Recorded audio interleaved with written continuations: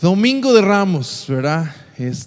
Un domingo especial. Y hoy celebramos, después de más de 2000 años, el inicio de una semana de sucesos que cambiaría el mundo para siempre. Ustedes saben que la semana de la Pasión de Cristo, pues fue su última semana aquí en la tierra, pero también fue el inicio de una nueva historia para la humanidad. Semana Santa le llamamos, ¿verdad? Y todos los años celebramos el Domingo de Ramos y el Domingo de Resurrección. En miles de iglesias alrededor del mundo están haciendo lo mismo que estamos haciendo nosotros, recordando este hecho maravilloso, porque sí coincide, a diferencia con la Navidad, que es solamente simbólico, porque no sabemos, no hay un registro exacto de cuándo nació Jesucristo, es simbólico. Por eso es que la Semana Santa sí varía en su fecha, porque es de acuerdo al calendario judío. Realmente hoy es Domingo de Ramos y el próximo domingo es Domingo de Resurrección.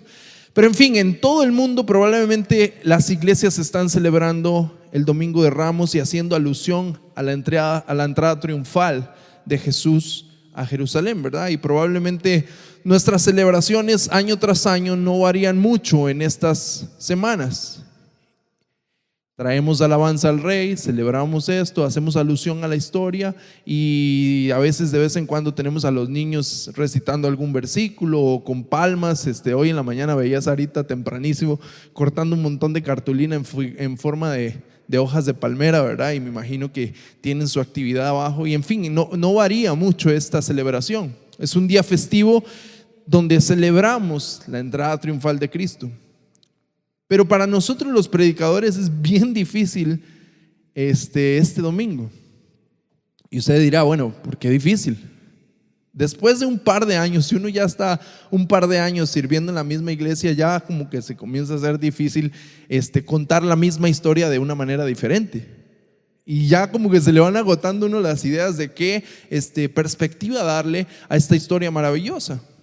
Y a mí me ha tocado ya en los 10 años, por cierto, esta semana cumplimos, Sarita y yo, 10 años de habernos venido a servir a la Viña Palmares, que fue la primera semana de abril del 2007. Y pues en esos 10 años me ha tocado ya 3 o 4 veces predicar en Domingo de Ramos, porque a mi papá le encanta el Domingo de Resurrección y nunca quiere compartirlo, excepto cuando está fuera del país, ¿verdad? Pero entonces, vieras qué difícil es sentarse y tratar de leer la misma historia y uno se ve tentado a sacar un sermón viejo, ¿verdad? Y jugarla de perezoso y nada más volver a tener el mismo sermón de hace un par de años o hace 4 años y uno se da cuenta que no debería de ser así. Y bueno, hace tiempo alguien me había dicho, el pastor Jeff Smith, algunos lo conocerán, que cuando no sepas qué predicar, lo único que necesitas es ser humilde ante la palabra de Dios y Dios te dice de qué hablar. Así es que yo me puse a leer la historia y dije, Señor, bueno, ¿qué quieres hablarme con esta historia? Y empecé a leer la historia de la entrada triunfal narrada por los 4 evangelios. Los 4 evangelios, Mateo, Marcos, Lucas y Juan, hablan de la entrada triunfal. Y tengo que decirle que a medida que yo leía una y otra vez esta historia, Dios comenzaba a hablarme. Este Domingo de Ramos fue mucho más que una simple entrada triunfal, una celebración, un desfile, una entrada de Jesús a una ciudad. El día estuvo lleno de emociones para Jesucristo mismo. ¿Se imaginan la adrenalina que Jesús sentía al saber que esa era el momento decisivo donde Él entraba a la ciudad en la cual iba a tomar su último suspiro unos días después? El Domingo de Ramos Jesús experimenta la alegría, el conflicto, la ira, el desamor, todo antes de que Él posara su cabeza sobre la almohada al final del primer día. Ese Domingo de Ramos Él experimentó todas estas emociones. Y si analizamos los 4 evangelios podemos ver que a pesar de que son distintas narraciones con distintas perspectivas de estos 4 autores, hay similitudes acerca de la entrada de Jesús en Jerusalén. Mateo, Marcos, Lucas y Juan narran la historia del Domingo de Ramos y coinciden en algunas cosas. Primero, los 4 escritores de los evangelios nos dicen que la ocasión fue una reunión donde la gente en Jerusalén se estaba reuniendo para la Pascua. Era la fiesta más sagrada del año para el pueblo judío. Los 4 evangelios coinciden en que sucedió durante las celebraciones de la Pascua. Los 4 escritores de los evangelios también dicen que Jesús entró en la ciudad en un pollino o en un asno pequeño, en una cría de un asno. Y este es el cumplimiento de lo que Dios había dicho a su pueblo a través de la profecía de Zacarías, donde dice: alégrate mucho, oh hija de Sión, grita, hija de Jerusalén, tu rey viene a ti, justo y con salvación, gentil y cabalgando sobre un asno, sobre un pollino, sobre una cría de un burro. 500 años antes de que Jesús entrara en Jerusalén, Zacarías, el profeta Zacarías, había escrito esta profecía. Dios ya había ordenado cómo iba a ser la entrada triunfal de Jesús a Jerusalén. Él se encarga de los detalles años antes. Otra de las similitudes es que los 4 escritores nos dicen que cuando Jesús llegó a la ciudad, la gente arrojaba sus mantos, extendía sus hojas de palma y algunos levantaban sus manos y todos gritaban con los brazos mientras Él pasaba. Los 4 escritores de los evangelios nos dicen que cuando Jesús pasaba por la entrada de Jerusalén, las multitudes gritaban: Hosana, Hosana al Hijo de David, Hosana en las alturas. Los 4 evangelios coinciden en esta narración. Y yo no sé si ustedes se imaginan a los discípulos entrando con Jesús a Jerusalén, la emoción que pudieron haber sentido. La emoción que pudieron haber sentido al darse cuenta que ellos habían convivido 3 años con el maestro, y toda esta gente que apenas lo conocía estaban gritando de emoción al verlo, y ellos eran parte del desfile, porque obviamente Jesús entró con sus discípulos, ¿cierto? Y leamos Marcos 11 del 1 al 10 para tener un poquito de perspectiva de lo que está sucediendo aquí. Dice: cuando se acercaban a Jerusalén y llegaron a Betfagé y a Betania junto al monte de los olivos, Jesús envió a 2 de sus discípulos con este encargo: oigan, vayan a la aldea que tienen enfrente, tan pronto como entren en ella encontrarán atado un burrito en el que nunca se ha montado nadie. Desátanlo y tráiganlo acá. Y así, y si alguien les dice: ¿por qué hacen eso?, díganle: el Señor lo necesita, y enseguida Él lo devolverá. Fueron, encontraron un burrito afuera en la calle, atado a un portón, y lo desataron. Entonces algunos de los que estaban ahí le preguntaron: ¿de ahí? ¿Por qué están desatando mi burrito? Y ellos contestaron: como Jesús les había dicho. Y le dejaron desatarlo. Le llevaron pues el burrito a Jesús y luego pusieron encima sus mantos y Él se montó. Muchos tendieron sus mantos sobre el camino, otros usaron sus ramas que habían cortado en los campos. Tanto los que iban delante como los que iban detrás gritaban a una sola voz: Hosana, bendito el que viene en el nombre del Señor. Bendito el reino venidero de nuestro padre David. Hosana en las alturas. Wow. ¿Se imaginan el haber estado ahí? El haber sido parte de esa multitud que vio entrar a Jesús a Jerusalén. Tienen que entender algo: esto es la Pascua. La ciudad de Jerusalén estaba repleta de gente, mucha más gente de lo habitual. Más o menos así como en las fiestas de Palmares, en el día de tope. Más o menos así. Se cuadriplica la población, o si no es que más, en el día del tope de Palmares. Así estaba Jerusalén. Era la semana de la Pascua y la ciudad estaba repleta de gente que estaba lista para festejar esta importante fecha para los judíos. Estaba full. Y todo el mundo había escuchado que Jesús iba a llegar por ahí y sabían quién era Jesús. Les llega el rumor de que Jesús va a entrar a la ciudad y todo el mundo corre. Recuerden que Jesús acababa de hacer milagros, un montón de milagros. Leemos sobre el milagro del ciego, el cojo, la alimentación de los 5,000, el sordo, el endemoniado. 4 días antes de que Jesús entrara a Jerusalén, había resucitado a Lázaro en una ciudad muy cercana. Oigan, si ustedes supieran que un hombre que tiene la capacidad de levantar gente de los muertos viene para acá, se fulea esto. Y la gente estaba detrás de estos milagros. Ellos no entendían quién era Jesucristo, tal vez no tenían la revelación completa de quién era Él. Sin embargo, habían escuchado los rumores de todos estos milagros. ¿Ustedes creen que la gente iba a dejar que Jesús llegara a la ciudad sin hacer una gran bienvenida? Por supuesto que no. Jesucristo era como un rockstar en ese momento, ¿verdad? Era su año de popularidad. Todos estos milagros lo habían hecho muy popular, sobre todo en medio del pueblo judío. Y llega a la ciudad donde más población hay en ese momento a causa de la Pascua. Y pues obviamente todo el mundo se entera que Él va a entrar y salen a las calles a recibirlo.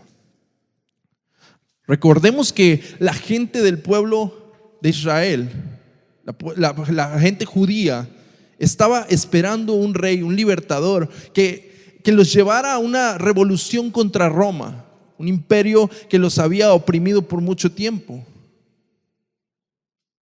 Y al ver que Jesús de hecho tenía poder y podría tener la capacidad de dirigir esta revolución, la gente estaba ansiosa y emocionada al recibirlo. Ellos creían que Él podía hacer ese cambio político para su pueblo. Y mientras leía la historia en mi mente me transporté a ese desfile y pude imaginarme estar ahí aplaudiendo y gritando: ¡Hosana! Jesús está aquí, ¡Hosana al Hijo de David! Y me transporté a ese desfile y me imaginaba entre la multitud tratando de abrirme paso para poder ver un poquito de Jesucristo, quien pasaba por la calle de mi ciudad. Pero luego me di cuenta que necesitaba ver este evento tan importante desde una perspectiva diferente, desde la perspectiva de alguien que sí sabía lo que estaba a punto de ocurrir, desde la perspectiva de alguien que conocía el significado de esta entrada triunfal y que lo entendía a cabalidad, desde la perspectiva de Jesús. Así que me imaginé montado sobre aquel burrito. Imaginé que yo podía ver a través de los ojos de Jesús la multitud que estaba ahí reunida, recibiéndolo. Imagínense eso, que ustedes entran en una ciudad y la gente está gritando su nombre, alabándoles, aplaudiéndoles, pero ellos no saben lo que está a punto de ocurrir. Ellos no saben el precio que tienen que pagar para su libertad. Jesús sabía lo que tenía que acontecer. Él podía ver en la mirada de aquellos que estaban ahí y sabía que ellos no entendían. Jamás se iban a imaginar lo que estaba a punto de suceder en esa semana tan especial.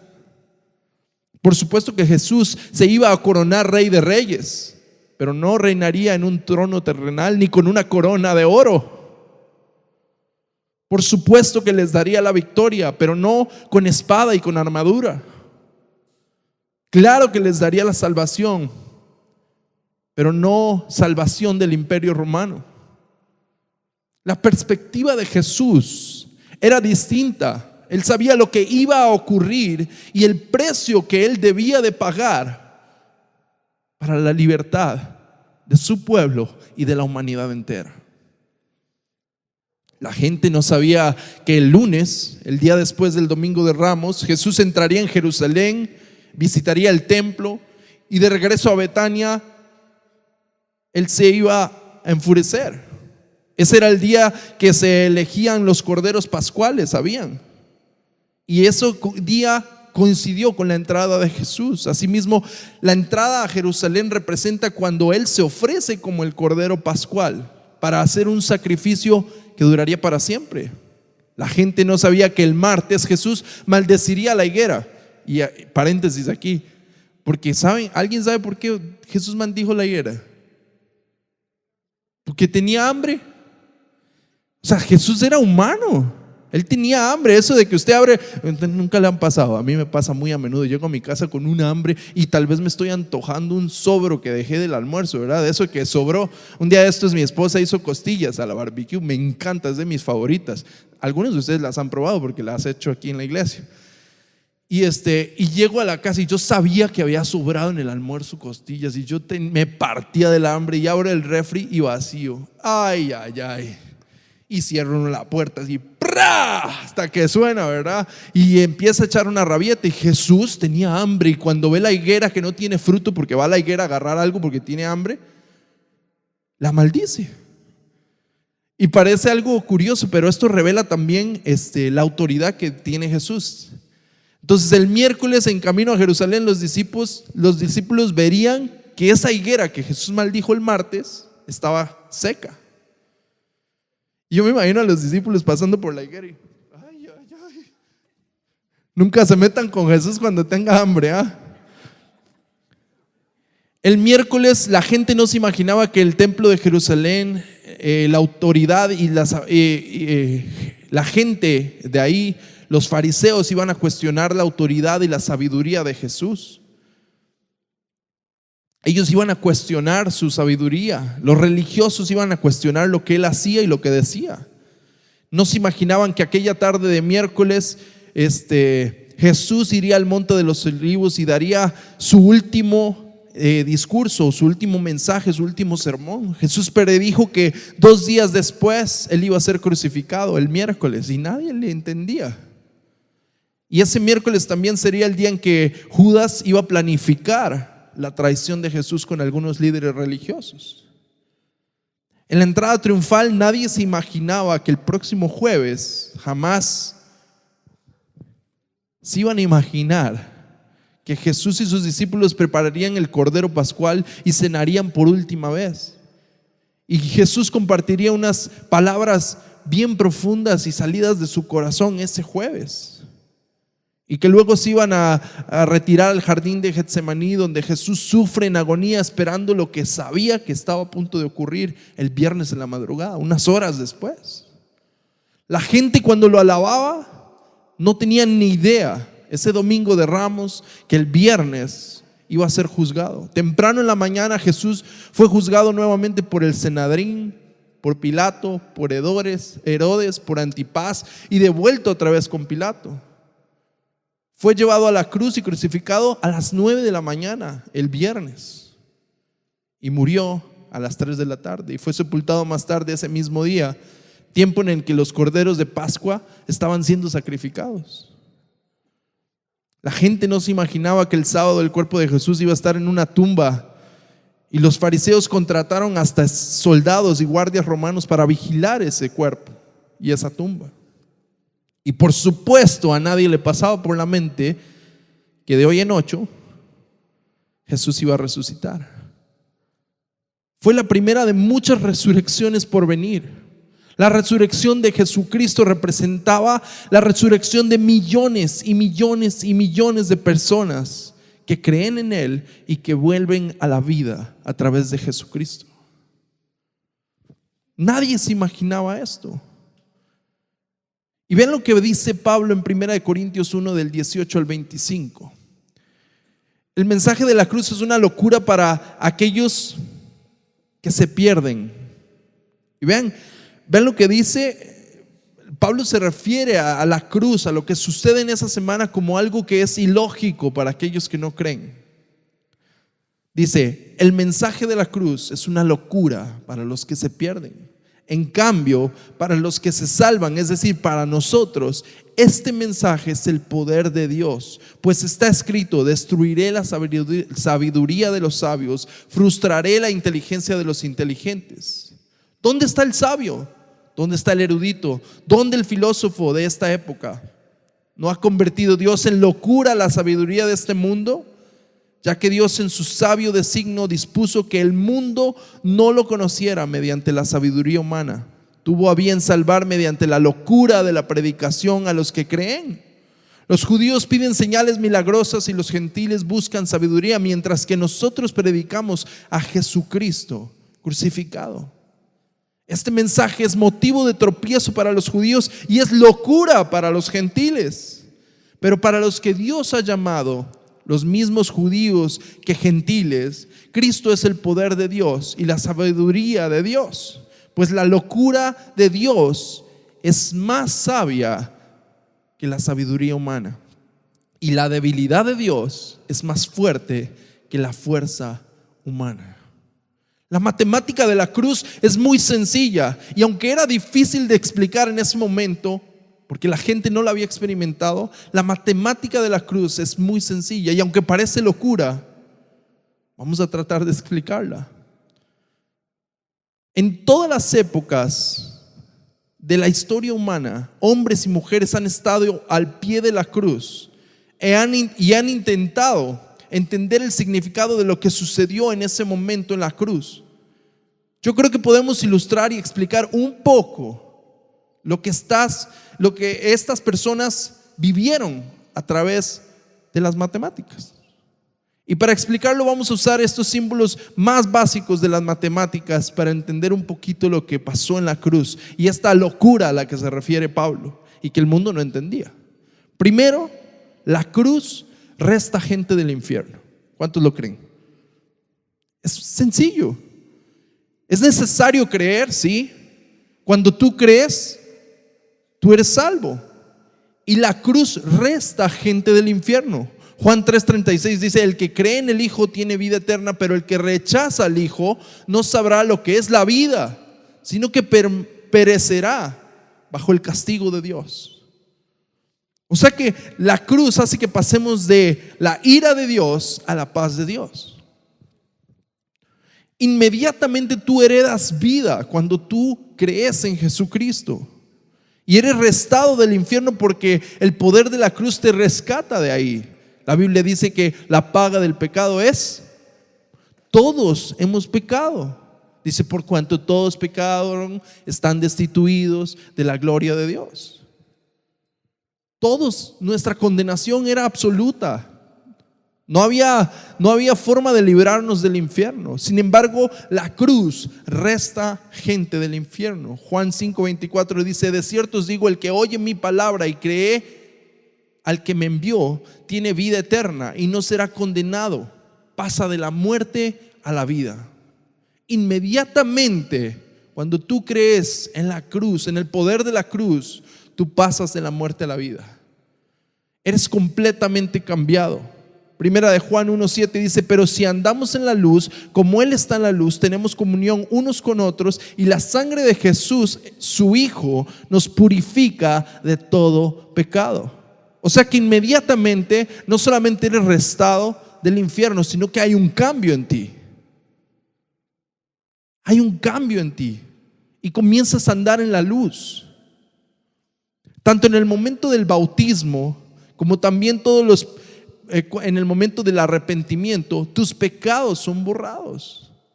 El bautismo es una expresión pública de nuestra decisión de seguir a Jesucristo. Es una representación precisamente de la muerte y la resurrección de Cristo. Y dice la Biblia que Él nos hace nuevas criaturas y recibimos salvación eterna. Él nos resta del infierno. Romanos 6:23 dice: porque la paga del pecado es muerte, pero el don de Dios es vida eterna en Cristo Jesús, nuestro Señor. La gente que estaba en ese domingo de Ramos recibiendo a Jesucristo no podía entender esto. Pero tú y yo hoy tenemos acceso a la historia completa y tenemos la capacidad de decidir si queremos ser restados del infierno. Número 2, la cruz suma gente al cielo. Si resta gente del infierno, suma gente al cielo. Pasamos de la muerte a su vida eterna.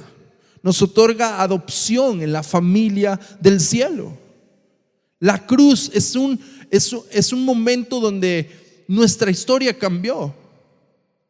Pasamos de ser huérfanos espirituales a ser hijos de Dios. En Gálatas 3:26 dice: todos ustedes son hijos de Dios por su fe en Cristo. Déjame preguntarte algo: ¿crees en Cristo? Si tú crees en Cristo, eres hijo de Dios. Y eso te hace parte de la familia del cielo.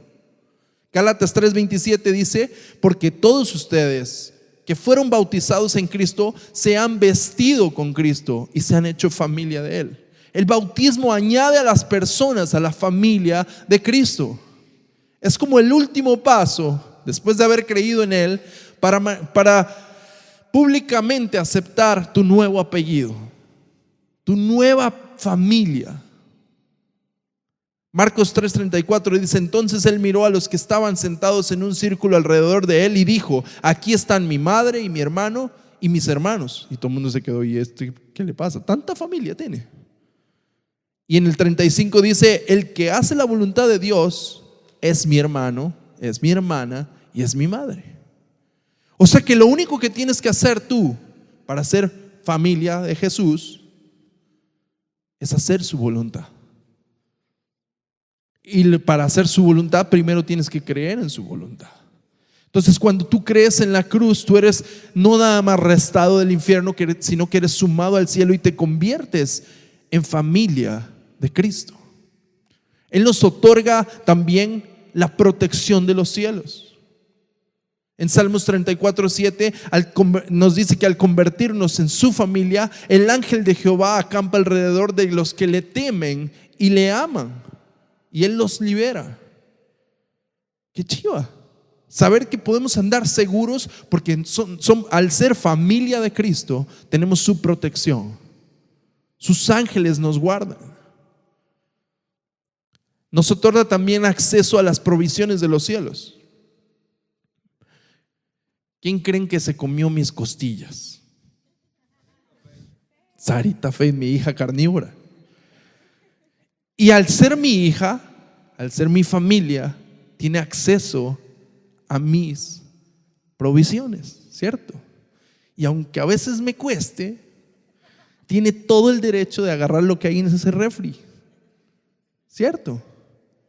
Lo mismo pasa con nosotros. Al ser añadidos o sumados al reino de los cielos, nosotros se nos otorga acceso a las provisiones de los cielos. ¿Cuántos quieren acceso a las provisiones de los cielos? Los cielos se abren para aquellos que aman al Señor.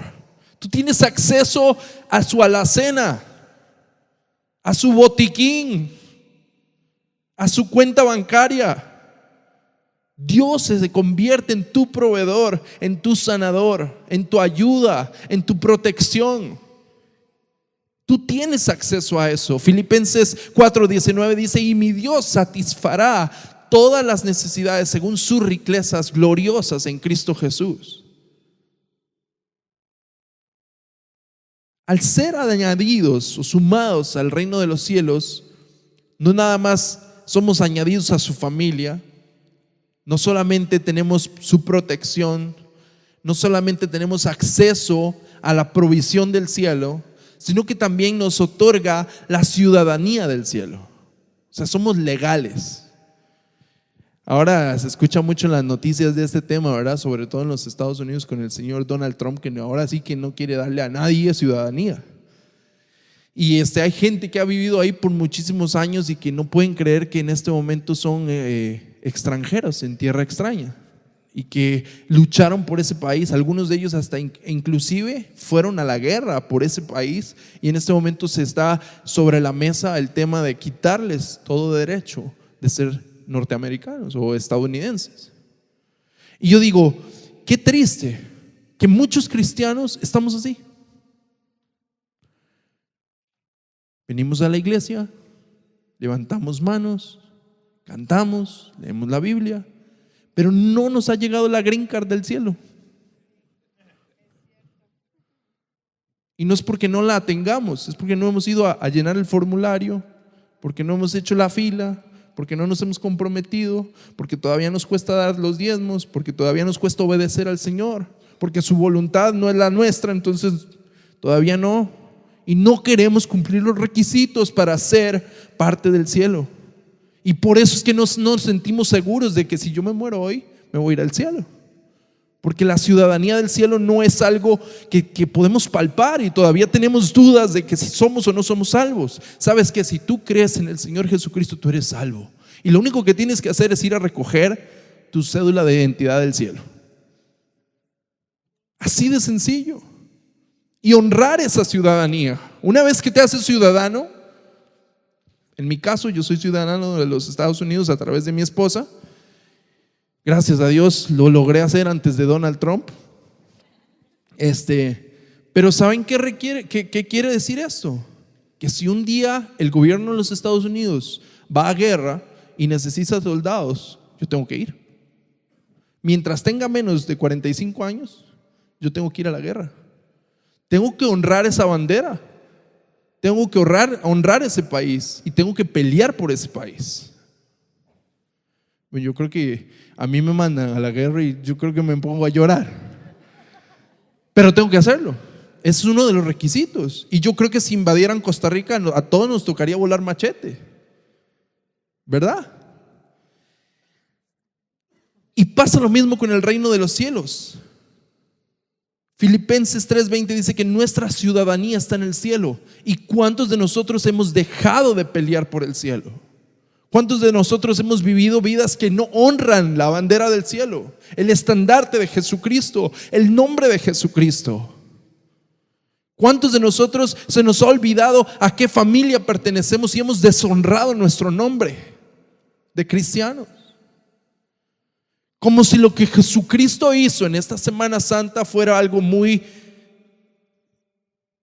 leve, cualquier cosa, y lo ignoramos. Jesucristo quiere que nosotros vivamos como hijos del Rey, que honremos el reino al que representamos, que tengamos acceso a las provisiones del cielo para que podamos hacer la voluntad de Cristo, no para nada más satisfacer nuestros deseos carnales. ¿Y saben qué otra cosa obtenemos al ser añadidos al cielo? Morada en el cielo. Juan 14:2 dice que en la casa de mi Padre hay muchas habitaciones. Si no fuera así, te lo hubiera dicho. Así es que voy a preparar un lugar especial para ti. Dios está preparando morada para cada uno de nosotros en el cielo. Y eso es algo, yo me imagino, miren a su alrededor, vean la creación de Dios. ¿Alguna vez han ido a algún lugar donde ustedes se quedan así como boquiabiertos, impresionados de la belleza de la creación de Dios? Y si eso hizo Dios con esta tierra que es pasajera, ¿se imaginan lo buen arquitecto que puede ser Él? Yo me imagino que el cielo debe de ser algo. Y dice la palabra del Señor que tú y yo tenemos acceso a eso a través de Jesucristo, y que Él está preparando una morada especial para cada uno de nosotros. Oigan, ¿en cuántos días creó Dios la tierra? En 6. ¿Y cuántos años lleva preparando morada? Qué chiva debe de estar el cielo. Debe de ser algo impresionante. Y tú tienes acceso a Él a través de Jesucristo. La tercera cosa que hace la cruz por nosotros es que nos divide del mundo. La cruz nos divide del mundo. Nos resta del infierno, nos suma al cielo y nos divide del mundo. O sea que nos separa del mundo. ¿Se acuerdan cuando Dios le dice a Moisés: ¿sabes qué, Moisés? Yo voy a cumplir mi promesa. Voy a llevar al pueblo de Israel a la tierra prometida, pero ya estoy cansado.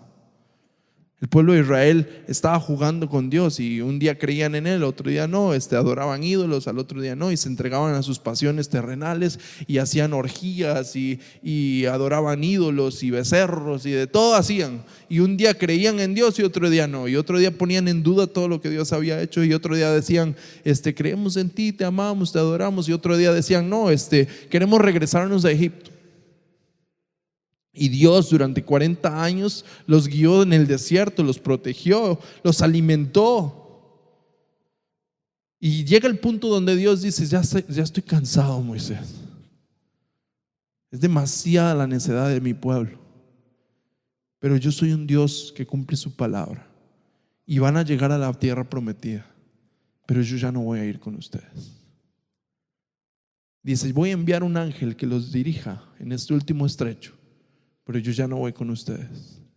Y Moisés se vuelve y le dice: Señor, ¿cómo? Dice: si tú no vas con nosotros, yo no doy ni un paso más.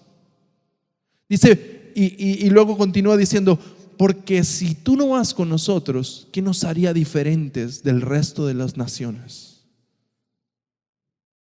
Si tú no vas con nosotros, ¿qué nos haría diferente del resto de las naciones? La cruz nos divide del mundo. Eso es lo que nos hace diferentes. Eso es lo que hace que parezcamos locos riéndonos en medio de las pruebas de este mundo, en medio de las dificultades. Eso es lo que nos hace parecer locos cuando encontramos paz en medio de un momento donde deberíamos de llorar. Dios nos divide del mundo a causa de la renovación.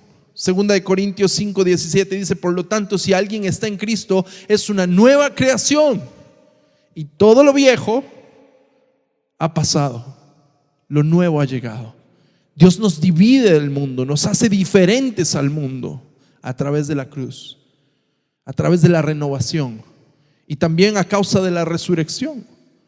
Colosenses 3:3 dice: porque tú moriste y tu vida ahora está escondida en Cristo Dios. Cuando tú mueres a tu pecado, a tu viejo hombre, tú resucitas a la vida eterna y encuentras vida en Jesucristo. Y eso nos hace diferentes al mundo, nos divide del mundo. Las cosas que antes nos ocasionaban placer ya no lo son, ya no son nuestra prioridad. Las cosas que antes teníamos en alta estima ya no lo son, porque al tener un encuentro con Jesucristo, ahora Él es nuestra prioridad. Y comenzamos a creer en Él y amarle a Él sobre todas las cosas. Y eso nos hace diferentes. Nos divide del mundo por la sumisión de nuestra voluntad también. En Gálatas 2:20 dice: he sido crucificado con Cristo y yo ya no vivo, pero Cristo vive en mí. La vida que vivo en el cuerpo, la vivo por la fe en el Hijo de Dios, que me amó y se dio a sí mismo por mí. A través de la cruz pasamos de nuestra voluntad a la voluntad de Dios. Y eso nos hace diferentes al mundo. ¿Qué dice Romanos? Sean transformados mediante la renovación de su mente para que conozcan mi voluntad, que es buena, agradable y perfecta. ¿Tú quieres conocer la voluntad de Dios? Sé transformado.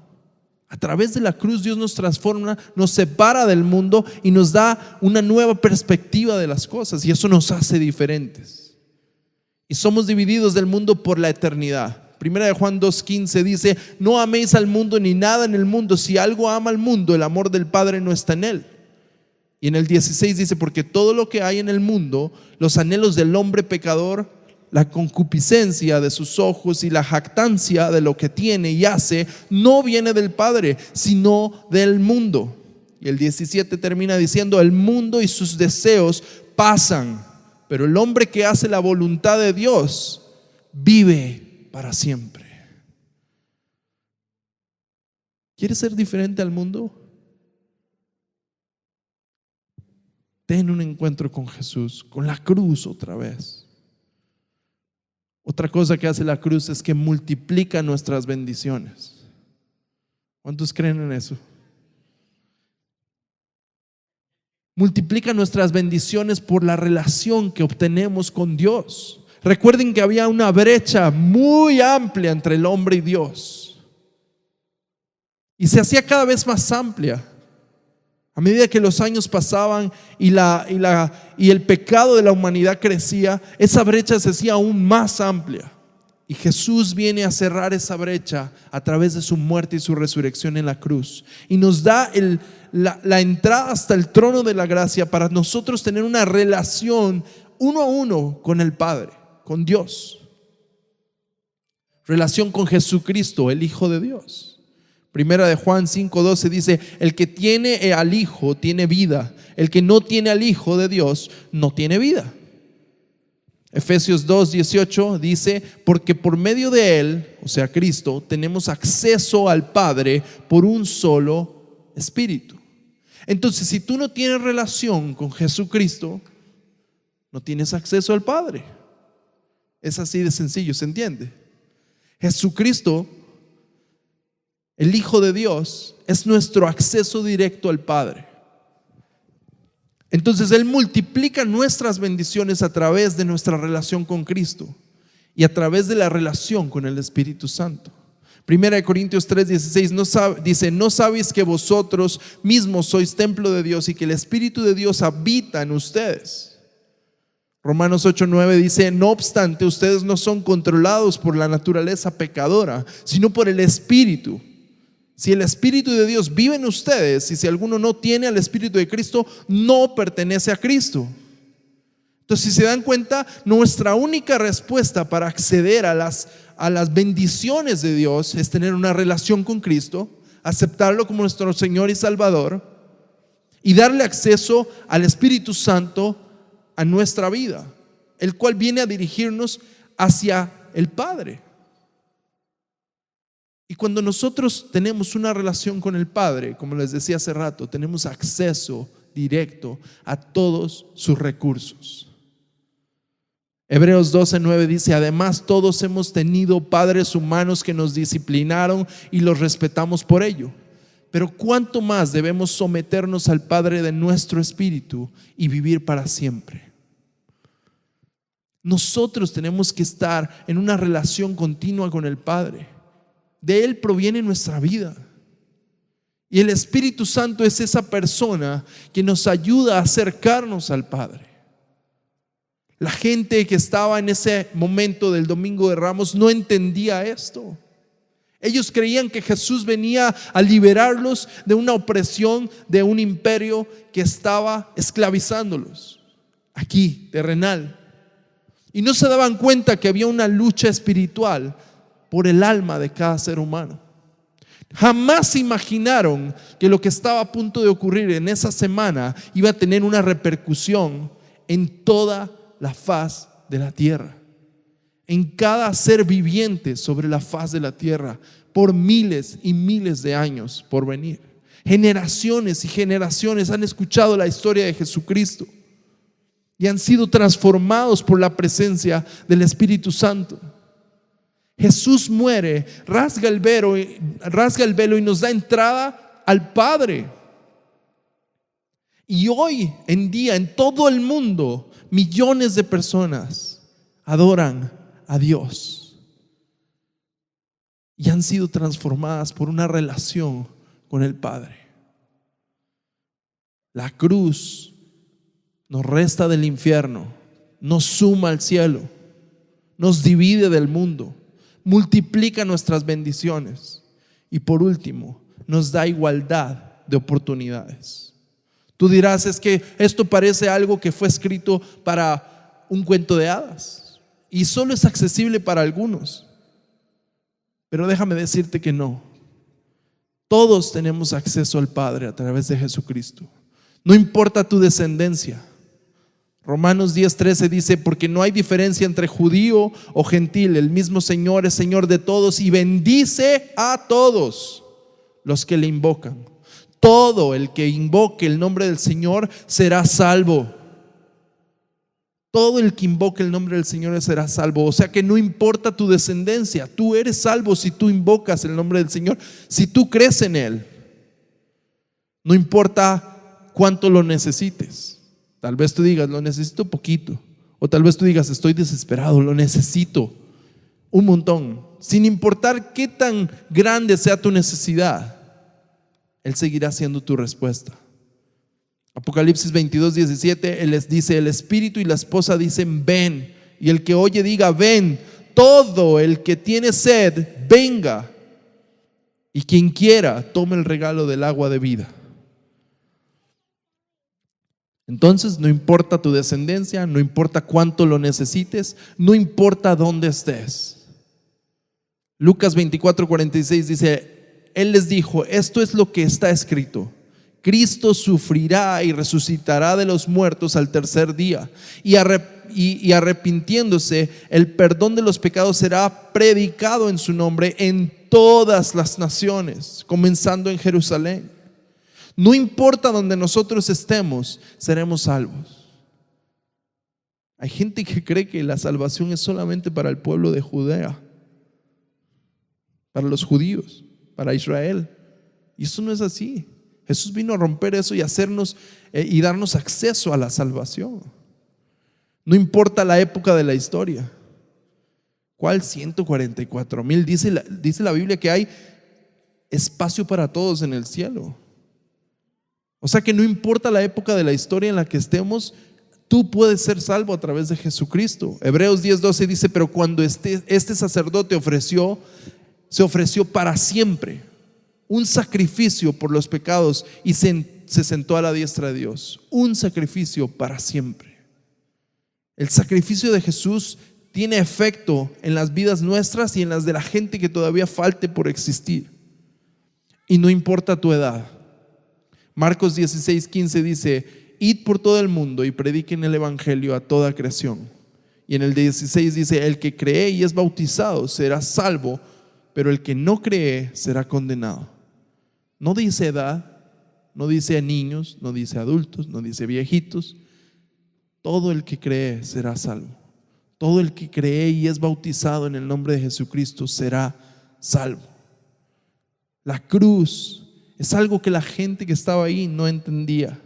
Y muchos de nosotros a veces olvidamos el poder de lo que estaba a punto de ocurrir. La cruz nos resta del infierno. ¿Cuántos dicen amén a eso? Yo no quiero eso.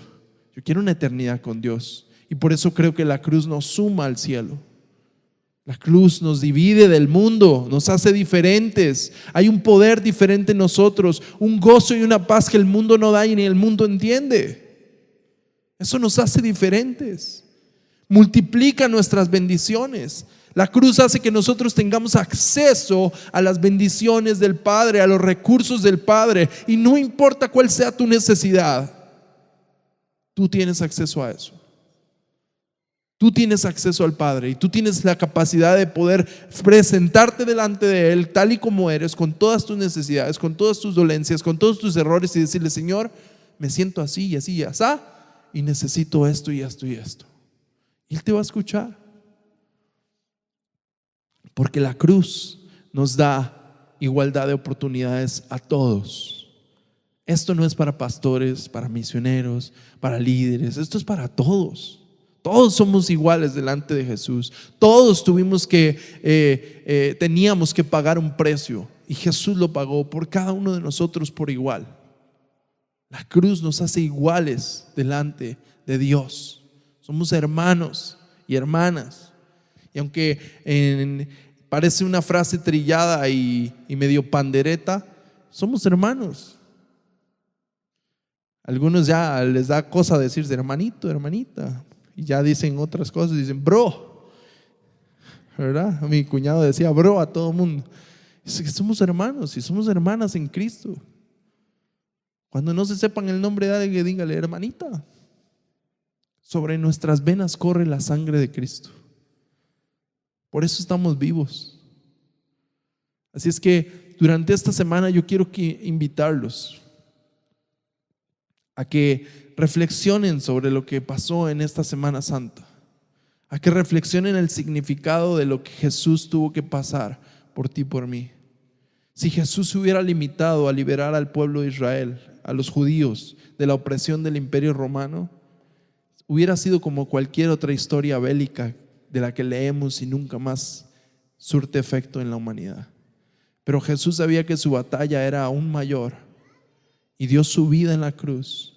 Y hoy en día seguimos viendo los efectos de su muerte y su resurrección.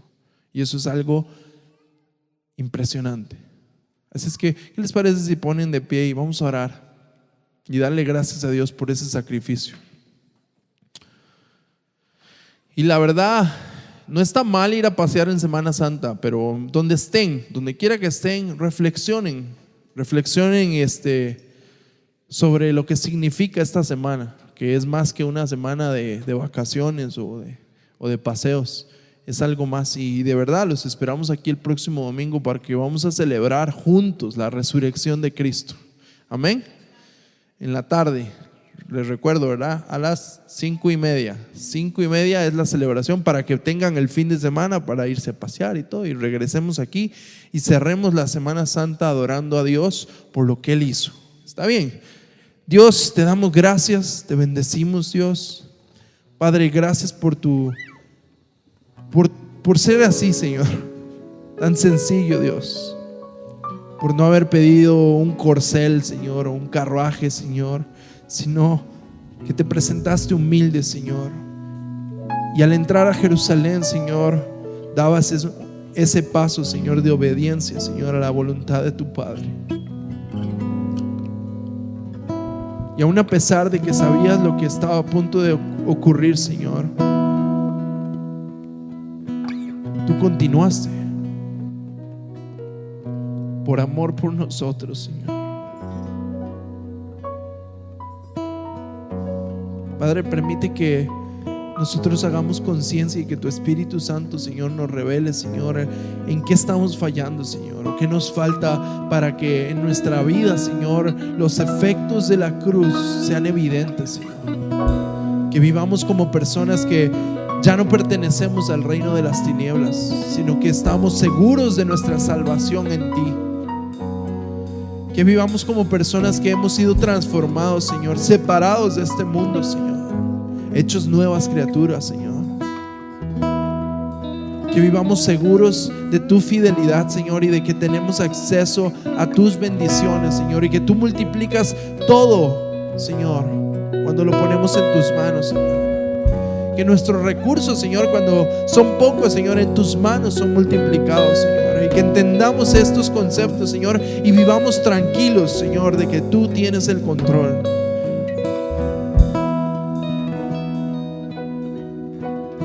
Y si por alguna razón, Señor, no nos hemos sentido dignos, Señor, recuérdanos, Señor, que en ti, Señor, somos iguales. Que podemos venir tal y como somos, Señor, y tú nos amas por igual, Señor. Tú nos amas, Señor, y nos das acceso a tu presencia, Dios. Padre, que podamos correr a ti, Señor, siempre, recordando, Señor, tu sacrificio, Señor, y sabiendo que tenemos acceso, Señor, y podemos entrar confiadamente hasta tu presencia, Dios. Padre, si hay alguien aquí que no ha entendido, Señor, el poder de tu cruz o no lo ha experimentado, te pido, Dios, que tú impactes su vida, Señor.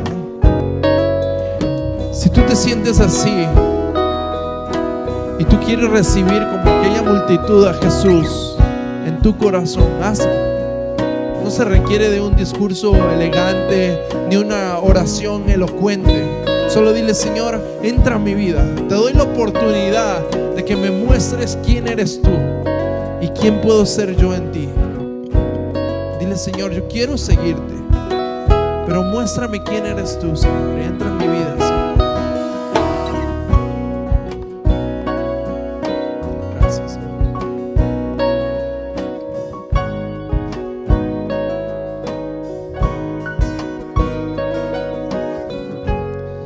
Quisiera sacar unos minutos para orar por ti.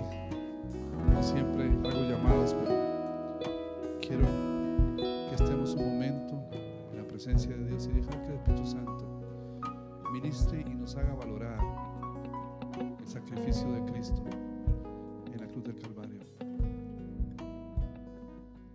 Meditemos un momento y cualquiera sea tu necesidad.